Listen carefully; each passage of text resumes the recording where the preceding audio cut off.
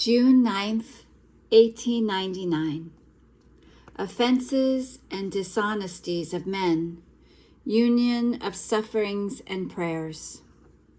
I spent this morning very anguished because of the many offenses which I saw him receive from men, especially because of certain horrendous dishonesties. How much the loss of souls grieved Jesus. More so, since it was a newborn baby that they were going to kill without administering holy baptism to him.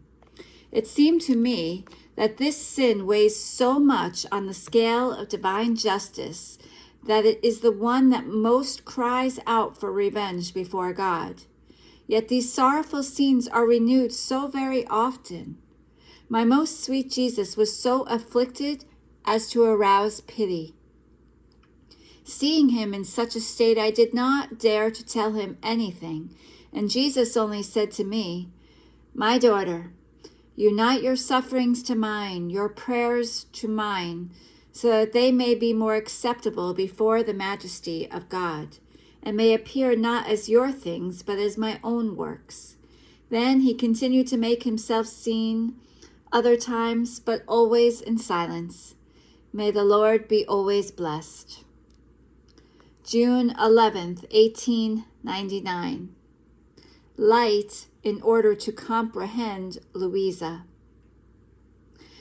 My sweet Jesus continues to make himself seen only very few times, and almost always in silence. I felt my mind all confused and full of fear that I might lose my soul and only good, and about many other things, which it is not necessary to say here. Oh God, what pain! While I was in this state, he made himself seen for just a little. He seemed to carry a light, and from that light many other little globes of light were coming out. Jesus told me, "Remove every fear from your heart. See, I have brought you this globe of light to place it between you and me, and among those who approach you. For those who approach you with an upright heart and to do good to you, these little globes of light that come out will penetrate into their minds, will descend into their hearts, will fill them with joy and with celestial graces, and they will comprehend with clarity that which I operate in you. Those, then, who will come with other intentions will experience the opposite and will remain dazzled and confused by these little globes of light. So I remained more tranquil. May everything be for the glory of God." June 12th, 1899. Jesus himself prepares her for communion. This morning, having to receive communion, I was praying good Jesus to come to prepare me himself before the confessor would come to celebrate Holy Mass. Otherwise, how can I receive you, being so bad and not disposed? While I was doing this, my Jesus was pleased to come, and in the very act of seeing him, it seemed to me that he did nothing but dart through me with his graces, most pure and sparkling with light. Who can say what those penetrating gazes operated in me, letting not even the shadow of a tiny speck escape? It is impossible to be able to say it. Rather, I would have wanted to let all this pass in silence, because the internal operations of grace can hardly be expressed with one's mouth, just as they are. Rather, it seems that one would counterfeit them. But Lady Obedience does not want it, and when it is for her, one must close one's eyes and surrender without saying anything else. Otherwise, troubles everywhere. In fact, being a lady of her own, she makes herself respected. Therefore, I continue telling. In the first gaze, I prayed Jesus to purify me, and it seemed to me that everything that shadowed my soul was shaken off of it. In the second gaze, I prayed him to illumine me, because what good comes to a precious stone from being pure if it is not sparkling, so as to capture the gaze of those who look at it. They will look at it, yes, but with an indifferent eye. Much more was I in need of that light, which not only would render my soul resplendent, but would make me understand the great action I was about to do, since I was not only to be looked at, but identified with my sweet Jesus. Therefore, it was not enough for me to be purged, but also illumined. So in that gaze, Jesus seemed to penetrate through me, just as the light of the sun penetrates through crystal. After this, seeing that Jesus continued to look at me, I said to him, "Most loving Jesus, since you were pleased to purge me first and then to illumine me, be so kind now as to sanctify me more. So since having to receive you, you are the Holy of Holies, it is not right that I be so different from you." So always benign toward this miserable one, Jesus leaned toward me, took my soul in his arms, and seemed to retouch it all over with his own hands. Who can say what those touches of those creative hands operated in me? How my passions at those touches put themselves in their place. My desires, inclinations, affections, heartbeats, and my other senses, sanctified by those divine touches, changed into something wholly other, and united among themselves, no longer clashing as before, formed a sweet harmony for the hearing of my dear Jesus. It seemed to me that they were like many rays of light, which wounded his adorable heart. Oh, how Jesus amused himself, and what happy moments those have been for me. Ah, I experienced the peace of the saints. It was for me a paradise of contentments and delights.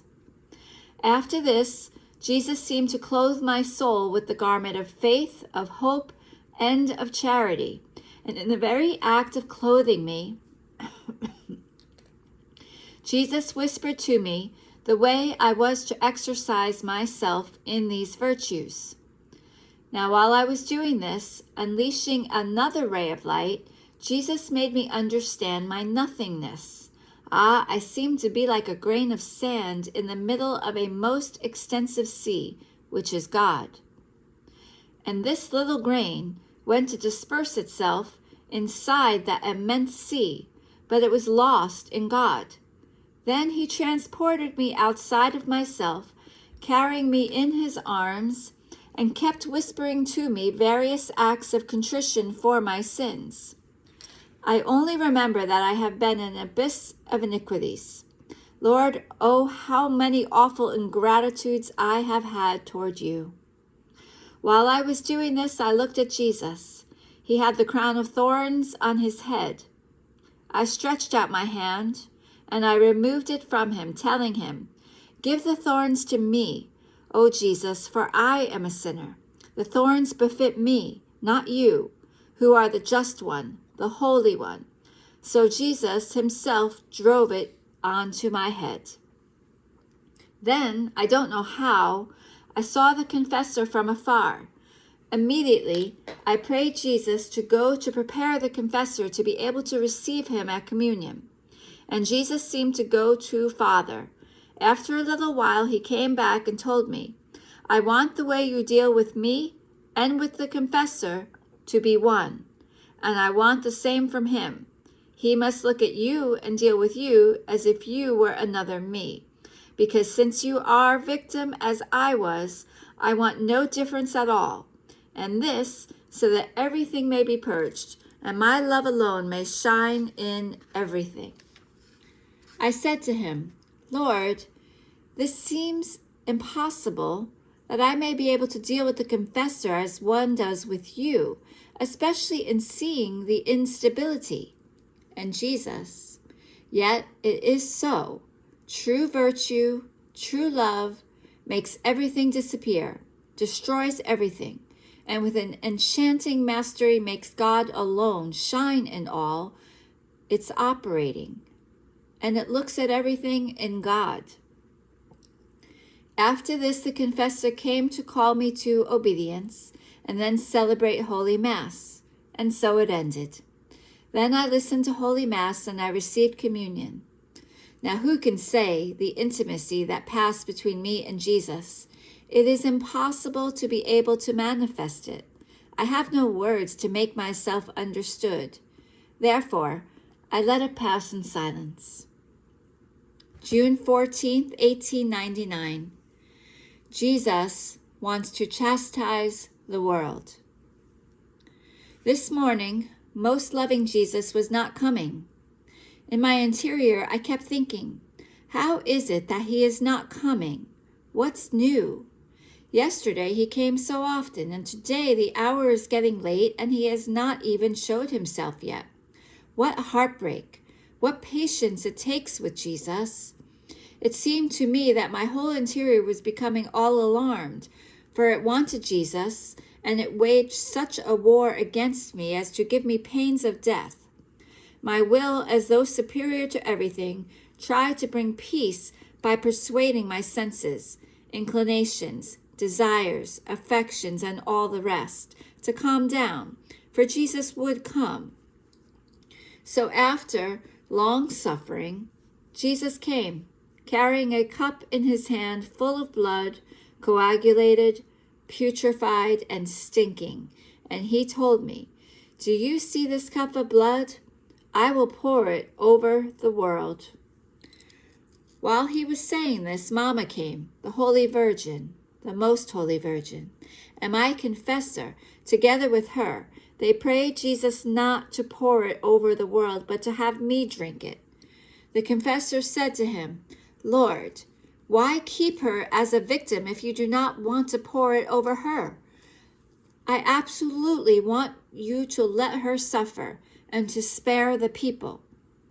Mama was crying and insisted with Jesus and with the confessor that he should not give up praying until Jesus would be content with accepting the exchange.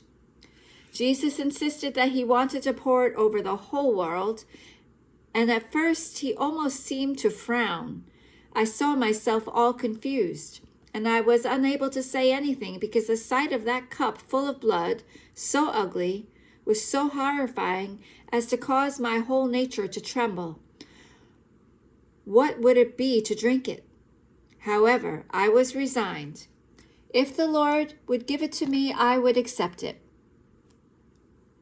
Who can say then the chastisements contained in that blood, if the Lord would pour it over the world? It seemed that from this very day he keeps hail prepared, which will cause great damage, and it seems that it must continue in the following days. Then later on, Jesus seemed a little bit more calm, so much so that he seemed to embrace the confessor because he had prayed him in that way, however, without coming to any determination on whether he would pour it over the people or not. So it ended, leaving me an indescribable pain because of what may happen.